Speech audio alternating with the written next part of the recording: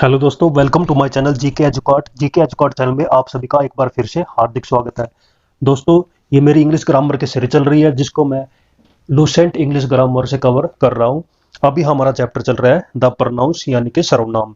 इस चैप्टर में अभी तक हम 14 वीडियो बना चुके हैं जिनका लिंक आपको डिस्क्रिप्शन में मिल जाएगा। अब अगर आपने वीडियो नहीं देखी है तो उन वीडियो को जरूर देखें और इस वीडियो में आगे बढ़े।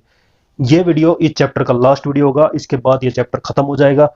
उसके बाद हम नए चैप्टर की शुरुआत करेंगे जो कि रहेगा एडजेक्टिव्स।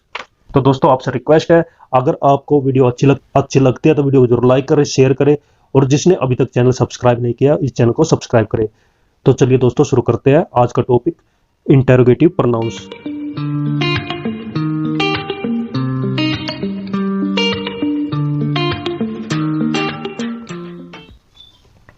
इंटेरोगेटिव प्रोनाउंस क्या होते हैं? इंटेरोगेटिव प्रोनाउंस वे प्रोनाउंस होते हैं जो प्रश्न पूछने के लिए यूज किए जाते हैं। प्रोनाउंस यानी कि वे वर्ड्स जिनका यूज हम इंटेरोगेटिव के रूप में करते हैं, यानी प्रश्न पूछने के लिए करते हैं। वे कौन से प्रोनाउंस होते हैं? Who, whom, whose, which, what, where, how. तो ये है इंटेरोगेटिव प्रोनाउंस। इनका यूज हम सेंटेंस के अंदर कैसे करते हैं वो अब हम पढ़ेंगे, जिसमें रूल नंबर फर्स्ट आ जाता है, हु का प्रयोग जो है सब्जेक्ट के रूप में, होम का प्रयोग हम ऑब्जेक्ट के रूप में और हुज का प्रयोग करते हैं पोजेसिव के रूप में, पोजेसिव फॉर्म में। हु का मीनिंग होता है कौन, होम का मीनिंग होता है किसे और हुज का मीनिंग होता है किसका, यानी ये किसी नाउन के साथ यूज होगा। हुज का प्रयोग किसी नाउन के साथ यूज करेंगे। इनके एग्जाम्पल पढ़ते हैं, जिसमें ए आ जाता है, हु का प्रयोग सब्जेक्ट का पता करने के लिए किया जाता है। हु का प्रयोग सब्जेक्ट के रूप में होता है, तो हु का यूज जो है सब्जेक्ट का पता करने के लिए होता है। जैसे the children are playing cricket, तो हम इसको क्वेश्चन में कैसे कन्वर्ट करेंगे? तो हम हु स्टार्टिंग में यूज करेंगे, हु आर प्लेइंग क्रिकेट। तो द चिल्ड्रन के लिए हमने हु का प्रयोग किया है जो कि एक सब्जेक्ट का काम करता है, होम या फिर हुज का प्रयोग नहीं होगा। सेकंड है, होम का प्रयोग जो है ऑब्जेक्ट का पता करने के लिए किया जाता है, यानी ऑब्जेक्ट की जगह हम होम का प्रयोग करेंगे। एग्जांपल है, he has invited his friends. तो यहाँ पे हिज फ्रेंड्स क्या है? ऑब्जेक्ट है, तो हिज फ्रेंड्स के लिए हम ऑब्जेक्ट का यूज करेंगे। तो हु हैज ही इनवाइटेड, तो होम का प्रयोग यहाँ पे ऑब्जेक्ट के रूप में हुआ है जो कि हिज फ्रेंड्स को रेफर करता है। Who has he invited, whose has he invited, who या हुज का प्रयोग हम ऑब्जेक्ट के लिए नहीं करेंगे।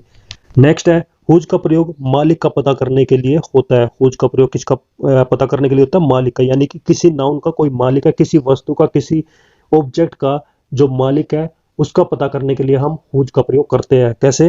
जैसे कार है, जैसे एग्जांपल है दैट कार इज माइन, तो दैट कार, इसके लिए हम हुज का प्रयोग करेंगे, हुज कार।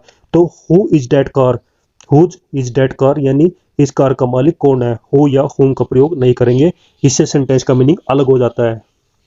हु का प्रयोग करेंगे सब्जेक्ट का पता करने के लिए, होम का प्रयोग करेंगे ऑब्जेक्ट का पता करने के लिए और हुज का प्रयोग करेंगे मालिक का पता करने के लिए, किसी वस्तु ऑब्जेक्ट के मालिक का पता करने के लिए। अब आगे बढ़ते हैं। सेकंड रूल काफी इजी है, इसमें बताया गया कि हम प्रीपोजिशन के साथ होम का प्रयोग कर सकते हैं, प्रीपोजिशन के साथ हु का प्रयोग नहीं करेंगे। यानी होम के साथ आपको प्रीपोजिशन मिल सकती है और होम से पहले मिलेगी, लेकिन हु से पहले हम प्रीपोजिशन का यूज नहीं करेंगे। जैसे एग्जांपल है, by whom was the Ramayana written. तो बाय होम इस प्रकार से हम यूज कर सकते हैं, by who was the Ramayana written इस प्रकार से हम हु के साथ यूज नहीं कर सकते। To whom are you talking, तो यहाँ पे टू क्या है? प्रीपोजिशन है जो होम के साथ लगी है, तो टू होम को हम इस प्रकार से यूज कर सकते हैं। To who are you talking, तो यहाँ पे हु के साथ प्रीपोजिशन हम नहीं लगाएंगे, इस प्रकार से यूज नहीं होगी। नेक्स्ट आता है, लेकिन प्रीपोजिशन का प्रयोग जो है हम सेंटेंस के लास्ट में कर सकते हैं और स्टार्टिंग में हु का प्रयोग कर सकते हैं।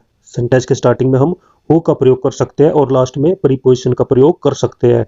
जैसे who was the Ramayana written by, तो हु का प्रयोग सेंटेंस के स्टार्टिंग में हुआ है और बाय का प्रयोग सेंटेंस के लास्ट में हुआ है। और आप यहाँ पे चेक करिए, सेंटेंस इंटेरोगेटिव, हर इंटेरोगेटिव सेंटेंस के लास्ट में आपको क्वेश्चन मार्क मिलेगा। जिसको पता है अच्छी बात है, जिसको नहीं पता वो याद रखिए इंटेरोगेटिव सेंटेंस कौन से होते हैं जिनमें लास्ट में क्वेश्चन मार्क लगा होता है।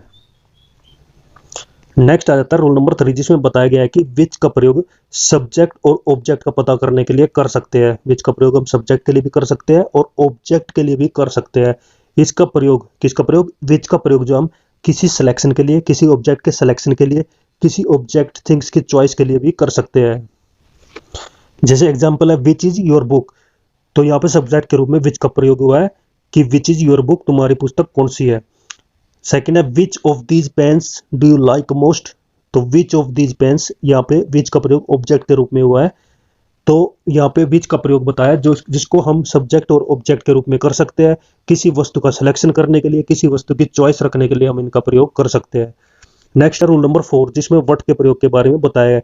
वट का प्रयोग हम सब्जेक्ट के रूप में और ऑब्जेक्ट के रूप में, दोनों के रूप में कर सकते हैं, या बोल सकते हैं कि सब्जेक्ट और ऑब्जेक्ट का पता करने के लिए हम वट का प्रयोग कर सकते हैं।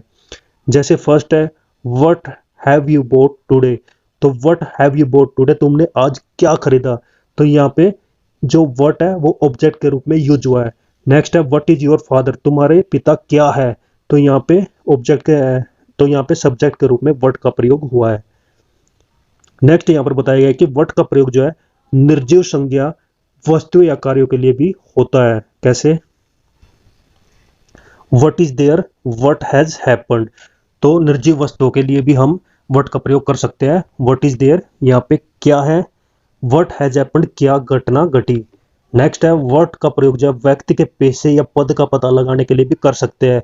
किसी व्यक्ति का क्या प्रोफेशन है, क्या उसका डेजिग्नेशन है, उसका पता करने के लिए भी हम वट का प्रयोग कर सकते हैं। कैसे, वट इज ही, वह क्या है, वट आर यू, तुम क्या हो, तो इस प्रकार से किसी व्यक्ति के पेशे या पद का पता करने के लिए हम वट का प्रयोग कर सकते हैं। इसके अलावा विच और वट के साथ हम प्रीपोजिशन का प्रयोग सेंटेंस के लास्ट में कर सकते हैं। विच और वट का प्रयोग सेंटेंस के स्टार्ट में करेंगे क्योंकि हमें क्वेश्चन मार्क लास्ट में डालना है, इंटरोगेटिव क्वेश्चन को बनाना है, लेकिन हम इनके साथ प्रीपोजिशन का यूज कर सकते हैं, कब करेंगे, लास्ट में। Which house do you live in, तो या इनका प्रयोग लास्ट में हुआ है। Which book are you looking for, तो फॉर जो कि प्रीपोजिशन है लास्ट में यूज हुआ है। What train will you go by, by का यूज लास्ट में हुआ जो कि एक प्रीपोजिशन है। What year was he born in, तो यहाँ पे इनका प्रयोग लास्ट में हुआ है। What is he laughing at, तो एट का प्रयोग यहाँ पे लास्ट में हुआ है। तो विच और व्हाट के साथ हम प्रीपोजिशन जोड़ेंगे, लेकिन कब, सेंटेंस के लास्ट में। लेकिन आगे यहाँ पर बताया गया है कि आजकल हम प्रीपोजिशन प्लस विच का प्रयोग भी कर सकते हैं, यानी विच के साथ हम प्रीपोजिशन विच से पहले लगा सकते हैं। In which house do you live, तो यहाँ पे which house do you live in ऊपर हमने पढ़ा था, लेकिन इन का प्रयोग हमने स्टार्टिंग में कर लिया, इन विच हाउस, तो विच के साथ हम प्रीपोजिशन को साथ में यानी सेंटेंस के स्टार्टिंग में जोड़ सकते हैं। In which school do you read, इस प्रकार से। नेक्स्ट है इंटरोगेटिव प्रोनाउंस का प्रयोग जो हम इनडायरेक्ट क्वेश्चन के लिए भी कर सकते हैं। इनडायरेक्ट क्वेश्चन के लिए कर सकते हैं। इनडायरेक्ट क्वेश्चन वो होते हैं जिनमें लास्ट में आपको क्वेश्चन मार्क नहीं मिलेगा, लेकिन वो क्वेश्चन पूछने के लिए यूज किया गया है। कैसे, I asked who she was, तो यहाँ पर आप चेक करिए, मैंने पूछा कि वह कौन है, तो यहाँ पे क्वेश्चन पूछ लिया, लेकिन किसमें, पॉजिटिव फॉर्मेट में। Tell me what you have written, मुझे बताओ कि तुमने क्या लिखा है। तो इंटेरोगेटिव प्रोनाउंस कई बार हम इनडायरेक्ट क्वेश्चन के लिए भी कर लेते हैं, जो कि इंटेरोगेटिव क्वेश्चन का काम करते हैं, लेकिन लास्ट में क्वेश्चन मार्क नहीं लगा होता है।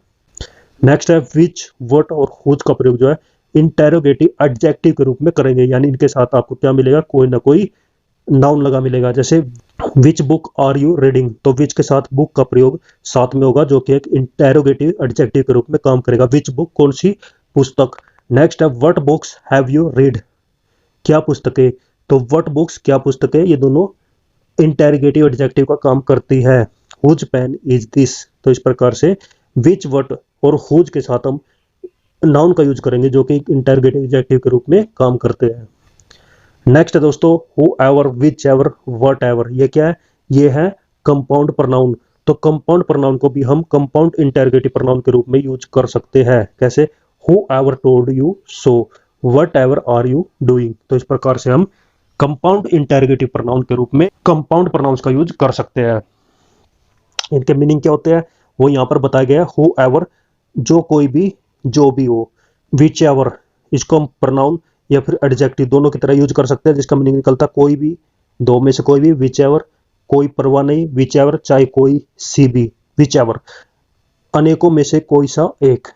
नेक्स्ट है विच एवर का प्रयोग हम प्रोनाउन और एडजेक्टिव के रूप में भी कर सकते हैं, जिसका मीनिंग निकलता है जो कोई। नेक्स्ट है व्हाट एवर, प्रोनाउन के रूप में यूज होता है, कुछ परवाह नहीं, सारा, तमाम, जो चाहे, सब कुछ, जो, ये मीनिंग निकलते हैं व्हाट एवर के।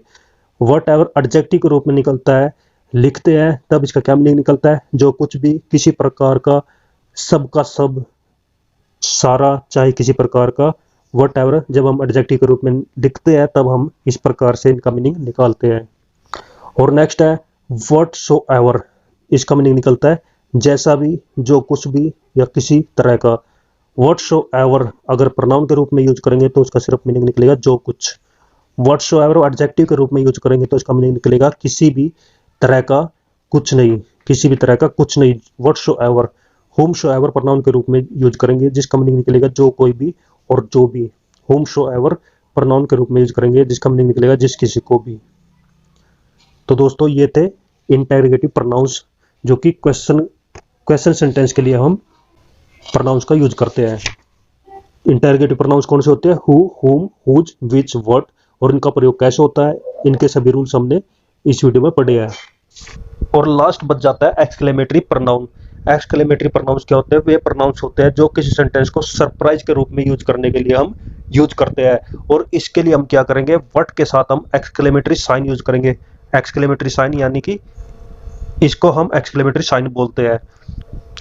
तो व्हाट का प्रयोग जो है हम सेंस ऑफ सरप्राइज यानी सरप्राइज को सेंस करने के लिए, उसको एक्सप्रेस करने के लिए यूज करते हैं। जैसे what you don't know Krishna, तो व्हाट के साथ हमने एक्सक्लेमेटरी साइन जोड़ा है जिसका मीनिंग निकलता है क्या। तो what you don't know Krishna. तो दोस्तों ये था प्रोनाउन का चैप्टर जिसका अंत यहाँ पर जो इस वीडियो के साथ फिनिश हो जाता है। नेक्स्ट वीडियो में हम शुरुआत करेंगे एडजेक्टिव का। तो दोस्तों प्रोनाउन का चैप्टर यहीं पर ही खत्म हो जाता है। प्रोनाउन के चैप्टर में हमने 11 प्रकार के प्रोनाउंस को कवर किया है जिनको मैं रिपीट कर देता हूँ। सबसे पहले हमने कवर किया था पर्सनल प्रोनाउंस जिसमें हमने first person, second person, third person के बारे में पढ़ा था। उसमें जो वर्ड्स यूज होते हैं वे पर्सनल प्रोनाउंस कहलाते हैं। सेकंड हमने कवर किया था पोजेसिव प्रोनाउंस जो कि एक अधिकार के रूप में जिन वर्ड्स का यूज हम करते हैं उनको बोला जाता है पोजेसिव प्रोनाउंस, जैसे कि mine, ours, yours, his, hers और देयर्स। उसके बाद डेमोन्स्ट्रेटिव प्रोनाउंस आते हैं जिसमें हम यूज करते हैं दिस, दैट, दिस, दोज का। उसके बाद डिस्ट्रीब्यूटिव प्रोनाउंस जो कि जिसमें हम यूज करते हैं इच, आइदर, नाइदर का। उसके बाद रेसिप्रोकल प्रोनाउंस आ जाते हैं जिसमें हम सिर्फ दो ही वर्ड्स आते हैं, ईच अदर और वन अनदर। रिफ्लेक्सिव प्रोनाउंस जिन प्रोनाउंस के साथ हम सेल्फ और सेल्फ्स को जोड़ देते हैं वो कहलाते हैं रिफ्लेक्सिव प्रोनाउंस। उसके बाद एम्फेसाइजिंग प्रोनाउंस वो सेम होते हैं जो कि रिफ्लेक्सिव प्रोनाउंस होते हैं। उसके बाद indefinite pronouns everybody, somebody, nobody, anybody, इस प्रकार के प्रोनाउंस हमने इंडेफिनिट प्रोनाउंस में कवर किए थे। उसके बाद relative pronouns whom, whose, which, that जो कि दो सेंटेंस को जोड़ने के काम करते हैं। उसके बाद इंटेरोगेटिव प्रोनाउंस जो कि हमने इस वीडियो में कवर किया, किसी सेंटेंस को क्वेश्चन के रूप में यूज करने के लिए हम इंटेरोगेटिव प्रोनाउंस का यूज करते हैं। और लास्ट में हमने कवर किया एक्सक्लेमेटरी प्रोनाउंस। तो सरप्राइज को एक्सप्रेस करने के लिए हम एक्सक्लेमेटरी प्रोनाउंस का यूज करते हैं। उसमें हम व्हाट के साथ क्या जोड़ देते हैं, एक्सक्लेमेटरी साइन। तो दोस्तों ये था प्रोनाउंस का चैप्टर जो यहीं पर खत्म होता है। तो मेरे द्वारा पढ़ाया गया ये चैप्टर आपको कैसा लगा, अगर अच्छा लगा तो कमेंट करके जरूर बताएं। और ये वीडियो आपको अच्छी लगी है तो वीडियो को लाइक और शेयर जरूर करें। जिसने चैनल अभी तक मेरा सब्सक्राइब नहीं किया है चैनल को सब्सक्राइब करें। तो दोस्तों हंसते रहिए, मुस्कुराते रहिए, अच्छे से पढ़ाई करिए। बेस्ट ऑफ लक सभी को। Thank you. जय हिंद, जय भारत, वंदे मातरम।